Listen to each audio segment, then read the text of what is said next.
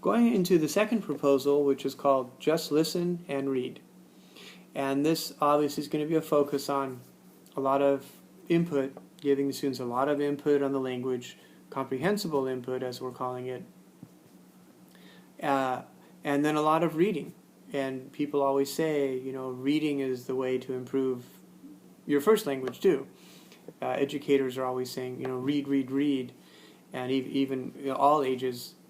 And it's the same thing with the foreign language, that reading is this sort of magical activity where your mind is just kind of absorbing all these words and how to spell them and even how to put them together. I often tell students that when you're reading, don't just notice the vocabulary, but also notice the sentence structure, because as you read, you're seeing all these models of grammar, basically, even though the lessons just seem to focus on the vocabulary and the ideas and the comprehension of ideas and the flow of ideas or organization.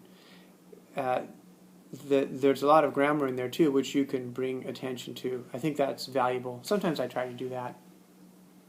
And one of the descriptions of a classroom here is almost like a language lab, or the old-fashioned language labs, where the student would sit in a little carrel and they'd have headphones, microphone, and they'd be listening to something and maybe pronouncing things. And one of the computer labs have pretty much taken over language labs, with the only limitation, if you think about it, the only limitation to computer lab is you can't really speak. You can't talk because you'll be disrupting people around you. So it's the only thing that a computer lab sometimes, we haven't invented the technology like a cone of silence, which a person could speak in. We haven't invented that yet, I guess. The other thing I think of are these self-access reading libraries where students, they check out a book, they read it, they put it back, and then they are able to have reading practice that way. And that's popular, with kids, and also with a real motivated student, foreign language student, that also works well. We use a lot of novels, like classic novels, but they're simplified down to whatever level you want. And those are interesting. Take like Three Musketeers or something, or Pride and Prejudice, and then they'll simplify it.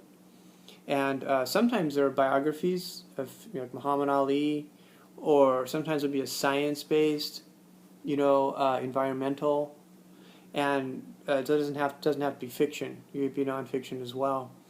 And just the idea of, especially what I think, with English spelling, because we don't have a strong sound letter correspondence, especially English spelling is improved through reading and through visually seeing the words, as opposed to some other languages which have a high sound letter correspondence, and then they have rules, like really strict spelling rules, which we don't have.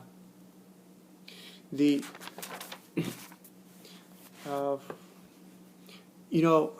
reading has more more advanced, more formal vocabulary than just speaking. And the statistic from this chapter is that for speaking we use like 1,000, 2,000 words, but if you start reading, you'll start learning more of the words that you don't hear, in everyday conversation. So the students need that too, especially if they're in academic preparation.